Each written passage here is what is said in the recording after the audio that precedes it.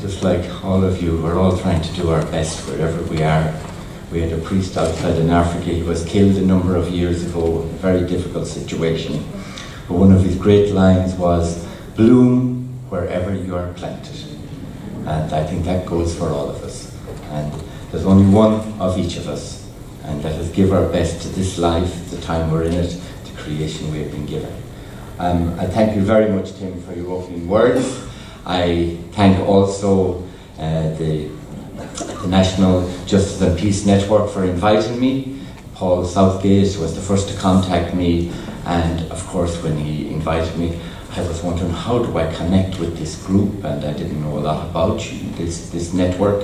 But of course the message of peace and conflict transformation resonates around the world. We're all involved in different ways. So this is a very difficult task, to give a methodology in a very short period of time. But I'll try and mix some theory with practice and some ideas and maybe a flavour of newness that may help you in all of your lives and in the various organisations you are involved in to make this a better world for the life of all creation on this planet. And the lecture, as Philip said, is long because that's the main work we do. We are a group of men and women from all faiths. The core group, we got everybody qualified with a master's degree in peace studies or political science or development. And thirdly, and of crucial importance, was for everyone to commit to work behind the lines in the conflict zones. So we work in about 20 conflict zones up along the borders of northern Kenya, South Sudan, with the southwest Ethiopia, in the slums in Nairobi and elsewhere. My own first experience with conflict, of course, was major conflict, was the refugee crisis in Tanzania, when over 1 million refugees from the Rwandan genocide of 1994 up to 1998 crossed into Tanzania. We, as estimated, were not far, 7 or 8 hours from the Rwandan border, so we moved in among those people, and it was a really horrific, difficult time for the people, the trauma of the conflict that they had just experienced. So our context is just this, just to shift your minds a little bit into East Africa, northern Kenya. It's a semi-arid desert terrain, really very limited in the infrastructural development in terms of institutions, law and order, legal redress, medical education, roads and so on. Compared to the highlands of Kenya, which is much more fertile. It's bordered with South Sudan, and as you know, South Sudan is going through a lot of internal civil conflict at the moment. Ethiopia, the Tigrayan crisis is a huge crisis up along the Ethiopian border with Eritrea and with South Sudan. Some of these conflicts, they go off the map a little bit when another conflict takes over. Somalia, you're all aware of the Somalian situation and the extremism that goes on down there. It's difficult to bring about governance structures in Somalia. In Kenya, we're dealing with a lot of structural violence, and I'll say more about that, in the slums of the major cities, particularly around Nairobi. All issues that need to be addressed to help people to meet their basic human and ontological needs. In overall terms, therefore, we're looking at the geopolitical position. There's a regional body, IGAD, for 8-9 countries in Eastern Africa. There's a lot of international security. We're looking at states. They're multi-ethnic. Kenya has 46, Tanzania just south of us at 123, and the other countries have a multiplicity of ethnic communities. So I think it's very important to bear that in mind when we're discussing issues of democracy and governance. The infrastructure, the institutional weaknesses are all there. We look at environmental issues as well, because the environment is having a huge impact on conflict. Population, of course, creates demand on environmental resources. We're looking at issues of the supply, environmental degradation, the effects of climate change and so on. That's supply, demand, the economic impacts we often hear in terms of the market economy. but also cutting across that supply-demand is the disparity, the inequity in the distribution of resources, the structural violence. So that's very prevalent still in Africa. And now we have the major problem of religious ideological extremism. You're picking up some of that, I think, regularly here, from northern Nigeria, across the Sahel, down along the east coast of Africa. It has become a big problem at the moment, not just in Somalia. After the fall of the caliphate, in the so-called caliphate in Syria and Iraq, ISIS have moved on along the east coast of Africa. Mozambique had a huge problem some years ago, some months ago, before Christmas, where a huge area of territory was taken. And the SADC countries from southern Africa had to get forced together to liberate that area. Then there was spillover into southeastern Tanzania. The bishops down there, they came to us as well because they were finding it very difficult to operate their services in terms of the faith, proclaiming the good news, and medical and educational projects. So just let us all remember in simple terms what a conflict is, because a conflict arises when two or more parties have incompatible goals about something. Conflict is an everyday occurrence in life, different ideas, different positions, different values. And let us remember at the outside, conflict is not all negative, it's not all something we should consider negative. It is also so often beneficial, because progress emerges from the clashes of ideas. But of course, if the clashes of ideas are about fundamental human and ontological needs, they very easily can evolve or transform into behavioural violence, direct physical violence. And just to make that distinction, you're probably all aware of it, manifest conflict, of course, is visible, direct, behavioural conflict. But the structural violence, then, on the other hand, is built into how society is structured, the institutions. Is there equity in how institutions meet the basic human needs of everybody in terms of equality and equity? And it's so important that we know that, because every country, no country on this planet yet, has really addressed that problem. Democracy is our best hope, because the voice of the people comes through. We elect governments based on manifestos. We have a chance to change them after a number of years if they're not delivering on what they said. So this picture portrays where we work 80% of the time. I think actually I took that photograph myself. I'm not claiming to be a good photographer or anything, but just to give you an idea, but just to see, you see the terrain, you see the huts, you see the 3 AK-47s. Where we work, there's 2 AK-47s, I would say, in every family home. And that's just the way it is. For those of you who are concerned about the arms trades, I leave the question to yourselves where they're coming from. But of course, where they're coming from ultimately cannot be considered the real source of the problem. It's the absolute need in these environments for development. Remember in Africa, because sometimes we forget it, it's really only 100 years, just 100 years, since any form of modernization development as we know it has come into many of these countries. And the African people themselves are doing all they can to improve their structures. And from the outside, may I say, I've never met a parent yet who does not want a better future for their children. The slums in Nairobi, around Nairobi, possibly 2 million people live in these slum areas. Really, another area further, another name for them, poor urban developments. You can imagine what it's like living there. The problems you have about survival as well. So we're down there, and I'd also say that in these slum areas, you have the breeding cells of religious ideological extremism as well. And it's so easy to manipulate situations of poverty and so on. So in terms of the rationale, why Shalom was set up, why we set it up, was that in African conflict environments where people are killed and maimed and displaced persistently, and you don't need to be a theological or a sociological genius to understand that in those environments it's extremely difficult for gospel values, social and religious values like peace, truth, justice and mercy to take deep communal root. Very difficult. And I have witnessed all of that. Masses of people, when I say masses, thousands of people on the move from conflict zones. And secondly, in those environments, it's extremely difficult, if at all possible, to have sustainable development, because periodically schools, hospitals, formation institutes, etc., either become inoperable or totally destroyed.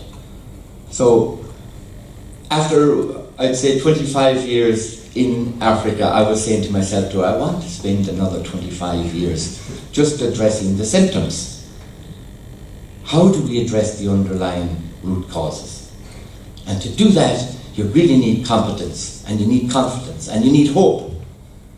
And we really believed that to do that, we need a core group of really competent, qualified people who will make a commitment to enter into the conflict zones. Not for a fly-by-night, not for writing a magazine or putting up the pictures with the children and the flies and working on the emotion, but really empower the local people to be the future, to be the architects of their own future. And that's what I'm going to explain to you in this brief period that we have. There's a picture just of a village where there were 2,500 people living. Conflict broke out. Wasn't a person in the day we arrived. All had moved out, burned down. You can see some of us walking around there. And I think this is a very, very important slide for all of us, and for all of us gathered here, that we bear this in mind, no matter where our circumstances are, that conflict has a memory that's very robust and it's resilient. It's transgenerational, it's passed on. And so often and so sadly, it's frequently distorted by erroneous narratives and by the media that's passed on. Because now it's very difficult to get any truth out of the media because you don't know whether it's truth or spin. And of course now democracy is being tested by the clashes in terms of ideology, the polarization of the media, polarization of politics, and so on. And I'll mention that later in how it affects on radicalization as well. But I think you'd all agree that's very important to bear this in mind, and especially if you're really dealing with conflict transformation. There is one of our team dealing with a group of women in northern Kenya. So when we started doing our training, we were really interested in meeting the key influential opinion shapers, and when we started, there were, coming to our meetings, only 2% were women, chosen from among their communities. Anyhow, I am happy to say to you today that, it's not out of a boast or anything, that today we are averaging 38-40%, which is a fantastic success too in terms of bringing about peace, because the contribution of women to peace building is immense.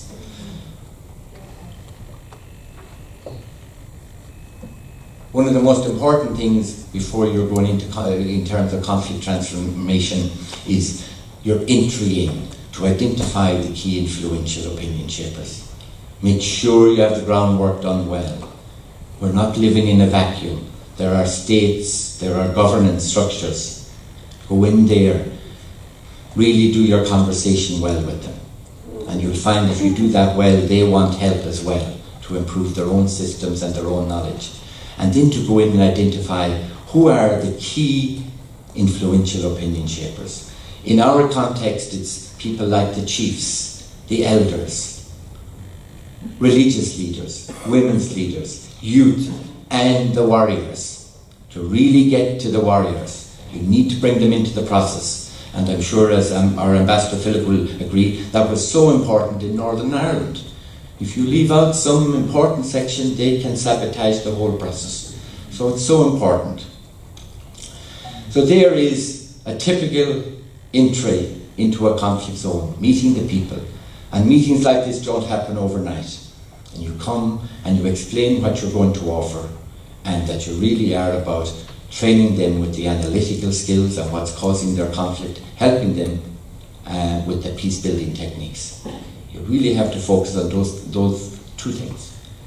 Training on analytical skills and peace-building techniques. This diagram, as you can see, is just to give you a simple view of what the process entails. You'll see that from manifest violence, the first thing you have to transform is to get it to a conflict settlement, a truce, a ceasefire. That people agree to it. And all you get with a ceasefire or a truce is at best, and it's a crucial best, is you get negative peace. And negative peace is only that the violence has stopped. But people have stopped it. They're willing to listen, to enter into a process of transformation, a process moving to reconciliation. So I think that concept of negative peace is so important. The next leap is to bring that process from negative peace to positive peace. Now, positive peace is when all sides are mutually committed to the well-being, security, and development of each other. And positive peace is the reconciliation. If you asked, in terms of the gospel, sum up the 4 gospels with one word, well, really the word is reconciliation. Reconciliation with God, with your neighbour, with yourself, and with the environment, creation. But that movement from negative peace to positive takes a huge amount of work. And here in the context of where we live, we know what it's like in the north of Ireland. We certainly got negative peace. There has been fantastic work done in terms of equality and equity in terms of the institutions. The peace and the reconciliation, there's still a good bit to go. It needs to be done. And a lot can be done. And we are the architects, wherever we are. And we gathered here. We have a huge amount to contribute. And especially with the variations in the different groups and people and skills and uniqueness of gifts that we have in the room. Research, you must do the research well. There's so much quasi-pseudo research done. It's pathetic at times. You must really go in and do the research because you want to find the authoritative voice of the people that will stand up to empirical rigour, to academic rigour. And then when you have done the findings, go back, ask the people, is this what you stated? Do you agree with this? And when they start agreeing, this is it, now you can move forward. They understand they've been really well heard. I want to mention at this moment, and the sadness, because I was looking at the board down there, people who have died, Bruce Kent and so on. We lost, in the past year through COVID, our director of research, who was Professor Wanakai Omoka. Wonderful man, a Quaker by faith, and he died of COVID. But what a man, but I would just want to remember him because he contributed so much to the work of Shalom. And there he is, up in the field. You'll see him there with the white shirt. And there we are, gathering the data. This takes work. This means constantly being in these conflict environments. In terms of the analytics, the 3 main paradigms we use for analysis of conflict. One is the strategic realism. And for those of you who are in dealing with realism, it pervades most of conflict management, political analysis throughout the world. But to put it in short, realism is really about the use of power to attain your security and interests. And as we know, if you do not achieve it by positive, manipulative persuasion, people revert to what?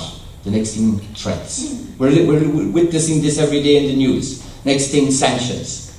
And the next thing, coercion to achieve it. So that's realism. That's one way of analysing. So we use that a lot in the conflict environment to see what is the role of power here in terms of the causes of the conflict and why they are continuing. The other is to look at the conflict from the causal point of view of structuralism, which is really about the institutions to help the people meet their needs.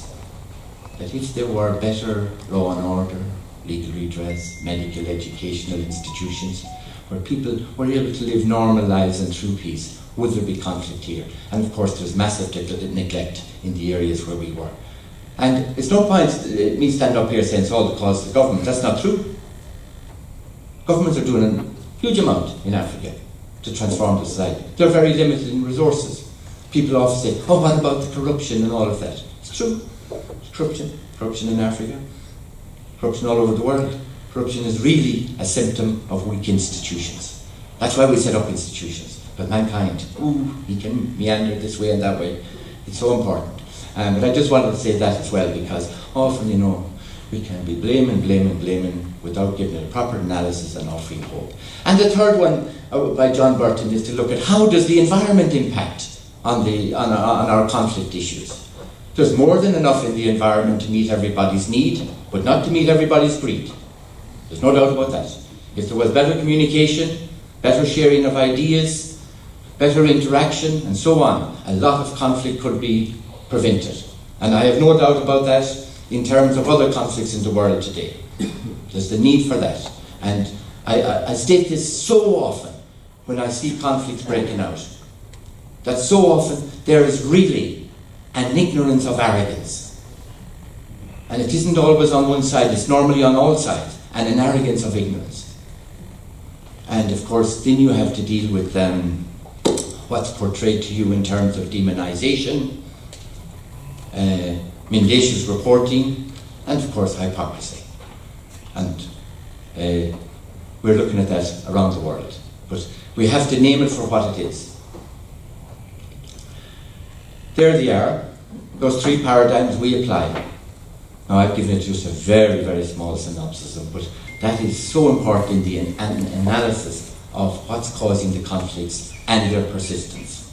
Because there are two different questions. You can very well ask what's causing, but you also have to ask, why are they persisting? Who is not stepping up to the mark, doing what they should be doing to prevent them persisting? There's just a group of women in training. There's Asha Wed. As I said, we're an interreligious body. Asha was a Muslim by faith. We had other Muslims with us as well. And we got them all, whoever was working with us, that was, as I said to you, the baselines. In the conflict transformation, you must approach it, and John Paul Lederich contributed a huge amount in this area. We have 5 different levels we approach it. One is the personal level, because people involved in conflict zones at a personal level, they suffer a huge amount of trauma at the psychological, the spiritual, the emotional. What needs to be healed? What needs to be done in terms of self-examination? Are they willing to move, conversion, to interact with the other side to bring about peace? Then you're looking at the relational level. The relational is always about your behaviour, your actions to the other group, your stereotype and your communication. What needs to be transformed there to really get the process off the ground? The institutional I have addressed, the structural, the cultural, because so often in our environment the culture legitimizes violence. And you might ask for an example of that, but just to give it where the culture legitimizes. For example, if I take the Turkana Dasana conflict, where I did my master's thesis on. In one of those tribes, their men do not circumcise, the other does. And the circumcision in early mid-teens. And one of the early mid-teens, and one of the expectations is that the men will go and prove their manhood by stealing cattle from the other tribe, and of course if people are killed and wounded in the process, it's legitimized by the culture. So of course that undermines human rights and the dignity of life and so on. So just to give an example, and of course the religious extremism, what needs to be transformed in terms of bringing people back from the brink of terrorism, back at least to tolerance, and further on that to reconciliation. And I'll give a few slides of that as briefly as I can going forward. Am I speaking too fast? I'm okay. Fair, giving an Irishman a microphone is a deal. But anyhow, on religion, because this is a problem you're having here, so you have interethnic issues here in the UK, I know that, and there are many of involved with groups with interethnic issues around the world. But this is a line I think is very important. It's heavy, but just think about it, that when religion becomes disproportionately preoccupied or energized by quantitative institutional membership, by the numbers, rather than by qualitative spiritual transformation, the potential for it becoming a destructive factor in conflict generation escalates. In other words, when the institution becomes more important than the message. So it's so important, and keep it in mind.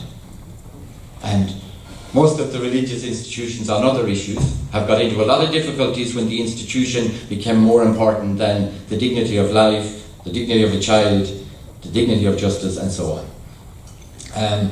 So for those of you who are interested in this, I just put up a couple of slides because so often terminology gets all mixed up, really mixed up. So just on this, that tolerance, and we should be aiming for more than tolerance. We really should be able to interact and care for the security and well-being of each other. Positive peace. It's an openness, an ongoing dialogue between a multiplicity of fundamental perspectives on issues. And the first danger to tolerance is fundamentalism. And as Amoka often said, the fundamentalism, person engaged with that mindset, he is right, not only is he right, but he is absolutely sure the views of everybody else are wrong. And there's not an openness to that. Now the danger with fundamentalism is, and I use the word, I think, de-radicalization or negative radicalization, right? Sometimes a radical idea can bring about a lot of progress, right? So just for terminology's sake. The next movement from fundamentalism is into non-violent extremism. Non-violent. And we have all to be careful of that. Non-violent extremism. What happens in non-violent extremism is you don't want to listen to the other side. You don't want the other side to be heard. And if possible, you want the other side wiped off the social political narrative. Taken out of the public space. And we're watching that so often. In democracies being tested by that. There's no need to mention the countries, maybe here too, I don't know. I'm not talking about the UK, but I'm just saying it's become much more prevalent in the USA at the moment. And that's why the problem you have with the media and fake news, mendacious reporting and so on. No one knows now what truth is. Or no one knows if they're receiving the truth or it's a spin, an ideological spin. So we have to be careful of that. Now, when you're in the state of the non-violent, skipping, I'm not on about American, in non-violent extremism, oh, another leap, and where are you into? Another leap. Into manifest violent extremism. You're going to use force. Terrorism. And what is terrorism? People have discussed it for an hour. It's about purging society of alternative ideologies to your own. Or faith expressions to your own. Purging or eradication. It's like that. And the world has known, without a doubt, terrorism. There's terrorism of the religious, ideological extremism, colonialism. You look at rebel groups when they premeditatively kill innocent people. There may be other things, they have a right to their freedom and so on, but we have to be at the same time call things that are true and how they should be called. I've just put up these two slides there, but just the religionization of politics is an extremely dangerous thing in the world, and especially in the environments where we work, and the politicization of religion. And just Garissa University, I don't even know if you know about it, but in 2014, 2015, just after the Westgate Mall attack by terrorism in 2014, 2015, Garissa University was attacked. 61 of the students were decapitated. Al-Shabaab came in there, and 86, they were put on the phone to their parents as the knife was to slit their throat. So that was 86, 147. I think that's the exact number. So that's, you're dealing with that, and it's easy to do nothing. You can be well-intentioned, you can, and we're going to do something. But remember, no matter how well-intentioned you are, you must have a competent strategy. Know what you're about. Know what you're about. And just to say that it's not going to be solved, by that all people abandon the true claim of their own religions. That's not the way it's going to be solved, right? Or anything, or their ethics or political convictions, especially since that could only be done by external force. But rather, at a minimum, it has to involve learning to accomplish peaceful, interdependent coexistence among people of different beliefs, convictions, and ideologies. Now, you have done your training over 18 months on conflict, the analysis, the research, the conflict transformation. You train the people as well on what's needed to bring about reconciliation, the problem-solving workshops, the conflict. You have them trained. They select their sides. They select their representatives. They come to the table from the different ethnic communities. Now you're talking about negotiation. And we have them trained in pre-negotiation, negotiation, and post-negotiation. All of these workshops are done with the people, with their key influential opinion shapers, and you arrive at the table. And what is necessary to bring about reconciliation? First and foremost, as I mentioned, you have agreed to a negative peace, to stopping the violence. And the next component, and there's many, many different words there for peace: tolerance, non-violence, unity, well-being, security, respect. The next thing is to address the issue of truth. Now you can imagine sitting in a room, two different people, there's been 100 years of violence, killing, maiming, and the acrimony, the animosity is still there. There is a space. And then you get both sides to listen. First of all, to each side's story of what they think is causing this conflict. Secondly, each side to explain what they think of the other side and state it. And thirdly, what they think the other side thinks of them. Now listen to that. So imagine that. Imagine it two ways. And what do you get from that when you have that process on truth? And we're talking about issues, they come in examples. I'm being brief now. You begin to realise that what people thought was the truth was only perceptional truth until they heard the other side. So it's a very important concept, perceptional truth. And you cannot address issues of injustice or to name the issues of injustice until you have established that. Because then you're able to address, this is the truth about the injustice and what can be done about it. But if you just stop at the level of justice, an eye for an eye, the whole world will be blind. Tit for tat, over and back. You understand? No doubt about that. If you stop it, ultimately, you have to confront both sides. Are they willing to forgive? And forgiveness is not easy. As I said, conflict has a memory that's rooted, robust, and so on. Resilient. But are you open? And if you're open, how are you going to show hope in action? How are you going to show this verb in action? Because really, if it's level of words, no good. It has to. And the first breakthrough for us was at the level of interethnic and interreligious educational institutions. So much so that in the 12 years we have engaged in 528 interethnic, interreligious institutes in the conflict zones where we work. And they've been around 269 institutions. And they are the facts, the numbers, agreed on. Shalom comes in, because we are a charity, we're registered in Kenya, America, Great Britain and Ireland and so on. They are support satellite units to our work. What Shalom does with the people at that level is they agree. We agree to the cement and the steel. They have to provide the site, the land, the water, the stone and the labour. And when it's built, it's theirs. And they will protect it. And it works like that. And it's not just educational, there's medical institutions, water projects and so on. And may I just say to you here, be very careful of the person who comes out and he looks and says, oh, what these need is water project. What they need is a well, what they need is a borehole or something like that, without doing their analysis well. Or the person that comes for 6 weeks and they're nearly next to Jesus Christ, right? So I'm just saying, in the sense of their analysis, that it really that. But you know, you have heard it so often, and I have as well.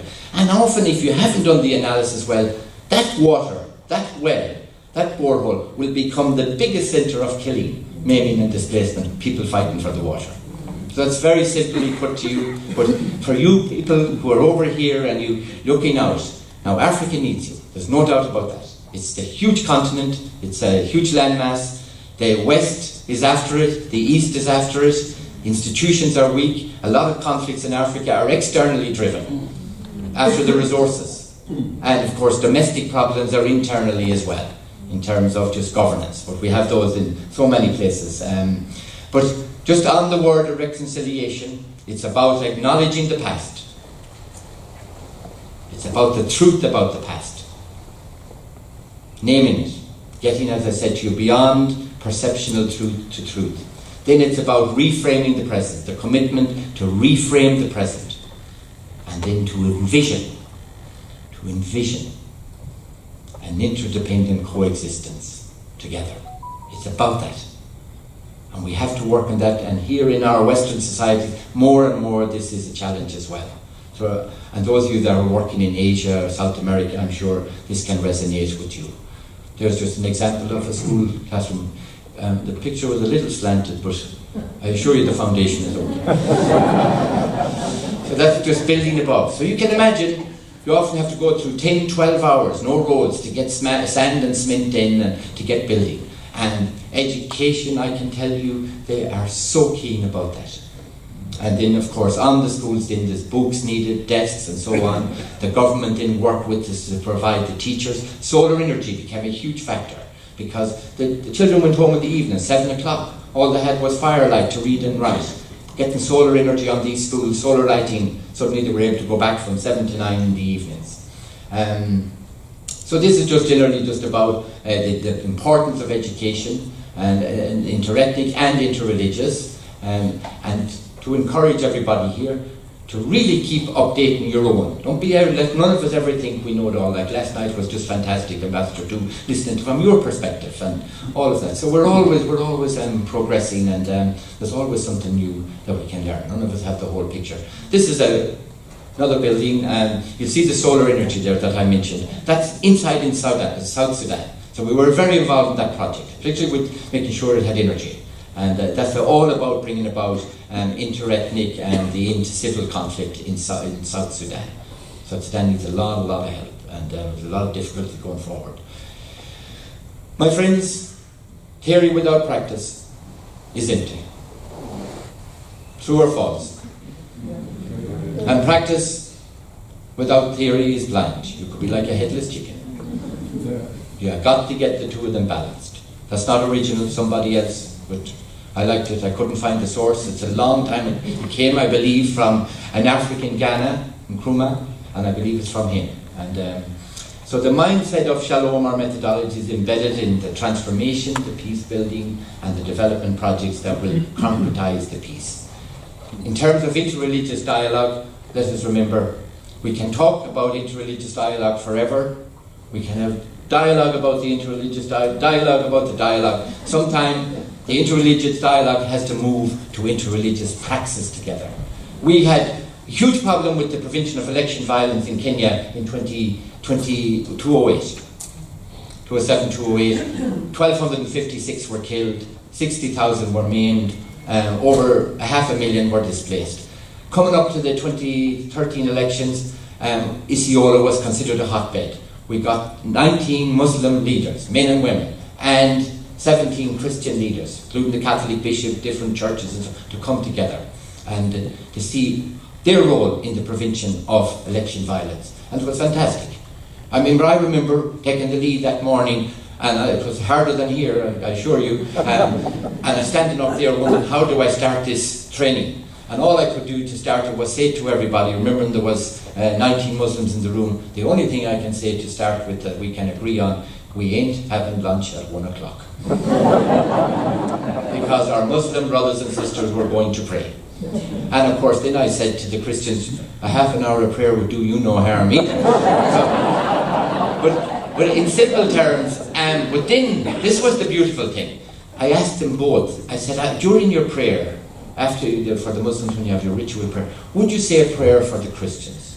That they will experience the divine in their life, and health and peace and happiness in their lives. And don't start looking at them and start praying that you want them to become Muslims, right? And then I asked the Christians, would you do the same? Just that for today. And we had the most wonderful workshop. A committee was set up together out of that workshop, and they prevented the election violence. And it was free of it. But it's just an example of what can be done when we move the dialogue into praxis.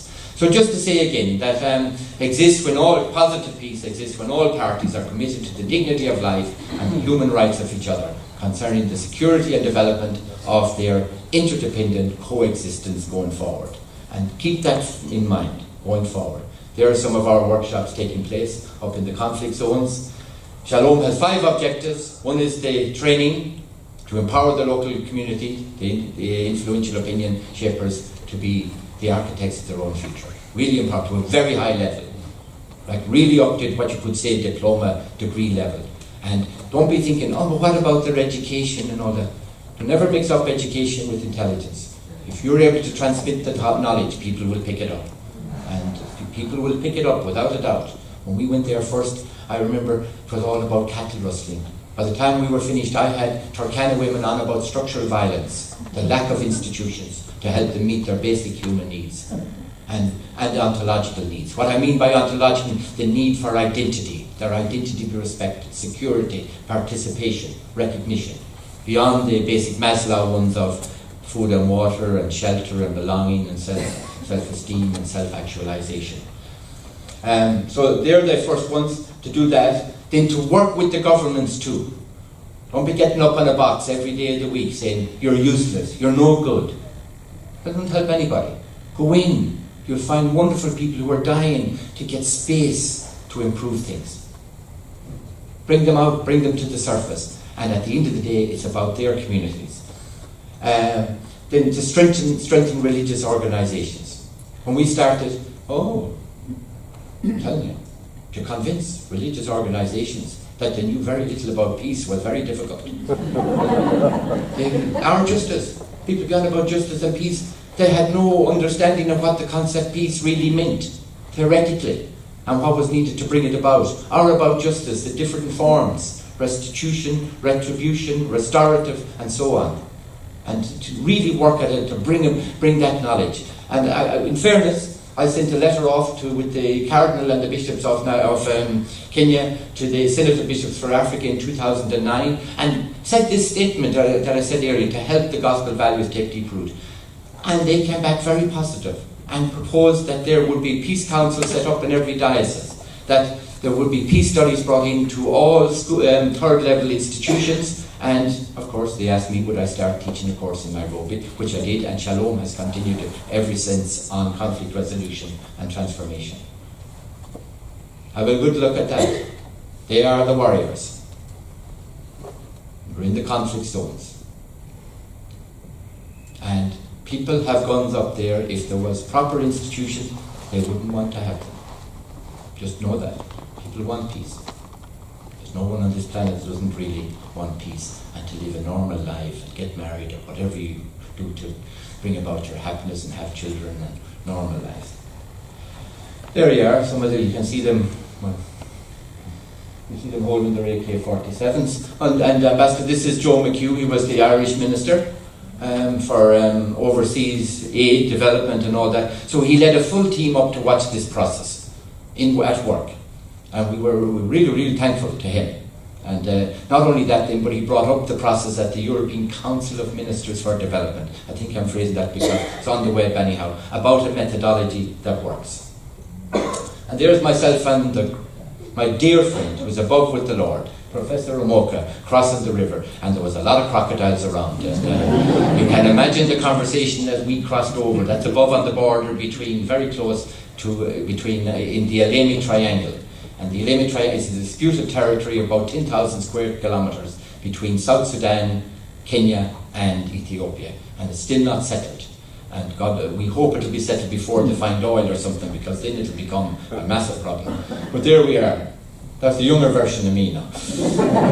And that's it. The Shalom Center for Conflict Resolution, and there are some contact addresses for you, and you're all invited to get involved with us. And I say to you, Tim, here, that we are more than willing to help you as well in anything we can do for you and your organisations going forward. So we leave it at that. Thank you very much.